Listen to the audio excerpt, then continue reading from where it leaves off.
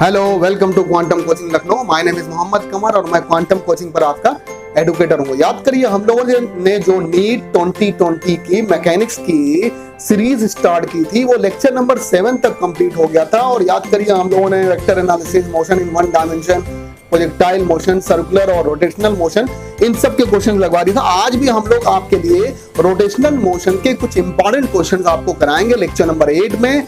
आपका काम यह है, आपसे हमने पहले बताया था, जैसे आपके सामने क्वेश्चन आए आप उसे पॉज कर दें और उसके बाद खुद से क्वेश्चन लगाएं। और अगर वो क्वेश्चन आप खुद से लगा ले रहे हैं, बहुत अच्छी बात है, उसके बाद भी आप लेक्चर देख सकते हैं।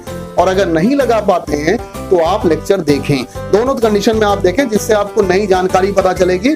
और एक बात और बता दें आपको, ये लेक्चर नंबर 8 है। और जो लोग अभी क्वांटम कोचिंग इंस्टीट्यूट के फेसबुक पेज से ना जुड़े हों और इंस्टाग्राम पेज से ना जुड़े हों, वो जरूर जुड़ जाएं।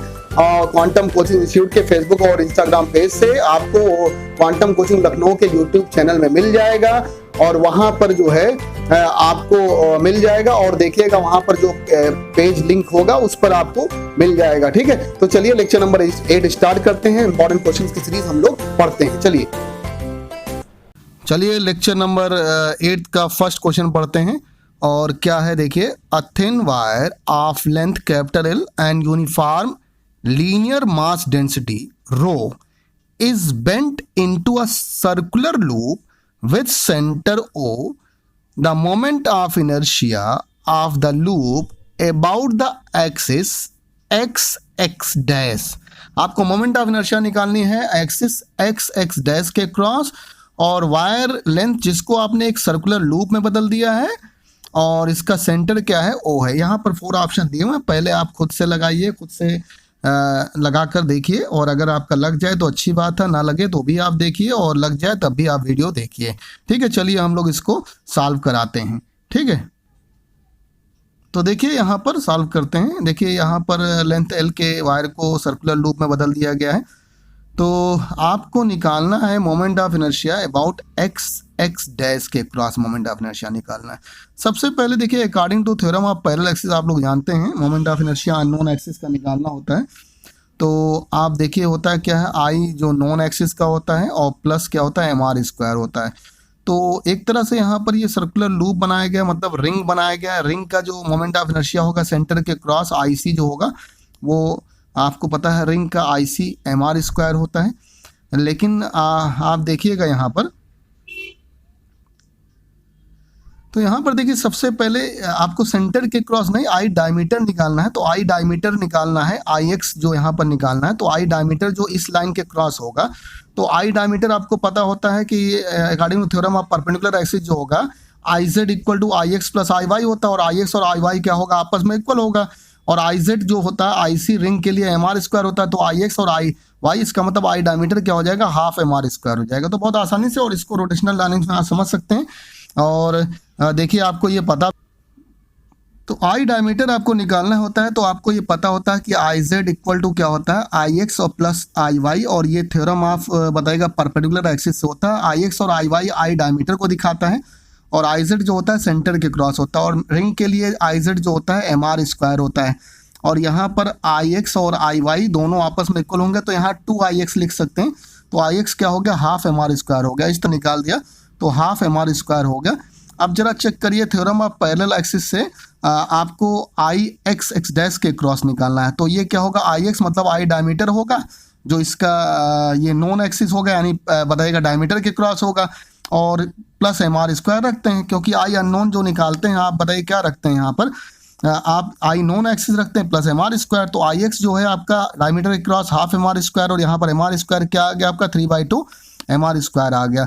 अब देखिए आपको यहाँ पर दिया हुआ है, पीछे क्वेश्चन में देखिएगा, यहाँ पर आपको दिया हुआ है, बताइएगा linear mass density. Linear mass density का मतलब ये हो गया कि बताइएगा मास पर यूनिट लेंथ हो गया।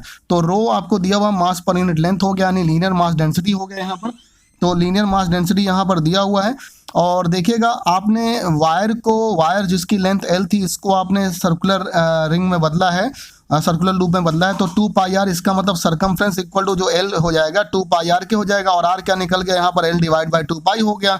और मास जो निकल गया रो इंटू L के हो गया। अब यहाँ पर वैल्यू रख दीजिए 3/2, मास की जगह पर रो एल रख दीजिए और यहाँ पर आर की जगह पर एल स्क्वायर डिवाइड बाई क्या रख दिया आपने, L/2 रखा। L/2 का स्क्वायर होगा L square divide by 4 square, solve किया तो बताइए निकल गया 3/8 rho L cube divide by pi square. और आप चेक करिए कौन सा ऑप्शन यहाँ पर करेक्ट है। तो चलिए चेक करते हैं, यहाँ पर देखिए चेक करते हैं ऑप्शन, यहाँ पर ये डी वाला ऑप्शन करेक्ट है, 3 रो एल क्यूब, ना ये डी वाला नहीं, पीछे हाँ 3/8 rho L cube pi square, इसका मतलब डी वाला ऑप्शन ही करेक्ट है। तो डी वाला ऑप्शन ही करेक्ट है, यहाँ पर देख लीजिए निकला हुआ है ऑप्शन डी, यहाँ पर लिखा हुआ है। चलिए आप लेक्चर नंबर 8 के सेकंड क्वेश्चन लोग बढ़ते हैं और देखिए सेकंड क्वेश्चन क्या है। A disc of mass capital M and radius R is rolling with angular speed omega on a horizontal plane as shown. The magnitude of angular momentum, तो देखिए the magnitude of angular momentum of disc about the origin O is, origin ये दिया हुआ O. तो देखिए एक disc है, mass M है, रेडियस आर है, rolling with angular speed omega, ये देखिए एंगुलर स्पीड ओमेगा से मूव कर रहा है हॉरिजॉन्टल प्लेन पर, जैसा कि यहाँ दिखाया गया है। The magnitude of angular momentum of disc about the origin O के क्रॉस निकालना। 4 ऑप्शन यहाँ पर दिए हुए हैं। चलिए इसको पहले आप अपने से लगाइए और हम लोग सॉल्व कराते हैं। और देखिए ओमेगा ये एंगुलर वेलोसिटी है और ये देखिए इसका सेंटर ऑफ मास है, ये सेंटर पर होगा, इस बताइए सेंटर पर होगा ये डिस्क के। और यहाँ से आप देखिएगा ये रेडियस क्या है, आर है, तो रेडियस आर हो गया और ये ओरिजिन यहाँ पर ओ है। अगर हम लोग एल डिस्क निकालते हैं अबाउट ओ, यानी इस ओ ओरिजिन से निकालते हैं, एल डिस्क निकालते हैं, यानी एंगुलर मोमेंटम बताइए निकालते हैं अबाउट ओरिजिन ओ, तो बताएगा angular momentum of centre of मास होगा अबाउट ओ, यानी सेंटर ऑफ मास का एंगुलर मोमेंटम जो डिस्क का एक तरह से होगा और दूसरा एंगुलर मोमेंटम डिस्क का होगा अबाउट सेंटर ऑफ मास। तो एक तो सेंटर ऑफ मास के क्रॉस होगा अबाउट ओ और दूसरा बताएगा डिस्क का होगा अबाउट सेंटर ऑफ मास। अब देखिए यहाँ पर अगर हम लोग निकालें L centre of mass about O, एक तो आप समझ लीजिए ये जो है ये जो ट्रांसलेशन मोशन है उसको दिखा रहा है और एक डिस्क वाला जो दिखा रहा है वो एक तरह से रोटेशनल मोशन को दिखा रहा है।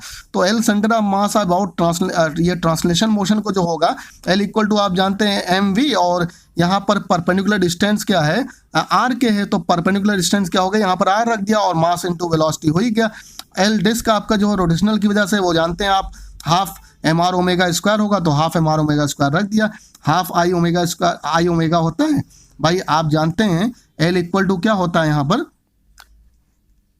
L equal to I omega होता है। आई की जगह पर रख दिया डिस्क का है, डिस्क का आपको पता है डिस्क का बताइए सेंटर के क्रॉस कितना होता है, डिस्क का सेंटर के क्रॉस जो होता है आई सी जो निकलता है वो हाफ एम आर स्क्वायर रखता है। तो यहाँ पर आई की जगह पर यहाँ पर हम लोगों ने हाफ एम आर स्क्वायर रख दिया, आर स्क्वायर रख दिया और देखिए ये हो गया half M R square omega. अब दोनों को ऐड कर दिया, एम आर स्क्वायर ओमेगा और half M R square omega को ऐड कर दिया, 3/2 एम आर स्क्वायर ओमेगा आ गया। ऑप्शन यहाँ पर थर्ड है, देख लीजिए यहाँ पर ऑप्शन थर्ड है, तो बताइए थर्ड ऑप्शन यहाँ पर करेक्ट हो रहा है। चलिए लेक्चर नंबर 8 के हम लोग थर्ड क्वेश्चन की तरफ बढ़ते हैं। तो लेक्चर नंबर 8 के थर्ड क्वेश्चन को पढ़ते हैं। देखिए small block is shot into each of the 4 track as shown below. ये देखिए यहाँ पर जो दिखाया गया shown below, each of the track rises to same height, सभी सेम हाइट पर जाती हैं। The speed with which the block enters the track is same, यानी सभी की स्पीड देखिए वी दिया हुआ है, यहाँ पर सबकी स्पीड वी दिया हुआ है, वी सबका होगा। और देखिए at the highest point the track, at the highest point of the track, यानी आपको सभी के हाईएस्ट पॉइंट पर आपको बताना है at the highest point of track the normal reaction is maximum, बताना है आपको किसके हाईएस्ट पॉइंट पर किस ट्रैक के हाईएस्ट पॉइंट पर बताइए नॉर्मल रिएक्शन क्या होगी, मैक्सिमम होगी। चलिए इसको सॉल्व करते हैं और एक डायग्राम यहाँ पर हम ले लेते हैं और ये डायग्राम देखिए हमने यहाँ पर ले लिया और इससे हम लोग थोड़ा सा पता करते हैं। जैसे देखिए ये डायग्राम है आपके सामने, इसको हम बना देते हैं। तो ये डायग्राम है और यहाँ से देखिएगा ये ब्लॉक है, वी वेलोसिटी से आ रहा है। अगर आप इसके टॉप पर देखिएगा, यहाँ टॉप पर देखिएगा, ये जब यहाँ पर ये ब्लॉक पहुँचता है तो mg कहाँ लगेगा, नीचे की तरफ लगेगा, mg भी नीचे की तरफ लगेगा। अच्छा नॉर्मल रिएक्शन भी सरफेस से दूर की तरफ, इसका मतलब अगर इसको एक सरफेस मानते हैं यहाँ पर स्टॉप पॉइंट को, तो बताइए नॉर्मल रिएक्शन भी नीचे लगेगा। तो नॉर्मल रिएक्शन और mg नीचे लगा, इन दोनों को देखिए ये सर्कुलर मोशन कर रहा है, सर्कुलर मोशन कर रहा है, तो इन दोनों को बैलेंस करने वाला जो बताइए इन दोनों को मिलकर जो बैलेंस करेगा वो सेंट्रीपिटल फोर्स होगा, तभी ये मोशन करेगा सर्कुलर मोशन, अदरवाइज नहीं करेगा। तो इसका मतलब n + mg इक्वल टू क्या हो जाएगा, mv²/r। तो आप ये डायग्राम आप समझ ही गए होंगे यहाँ पर।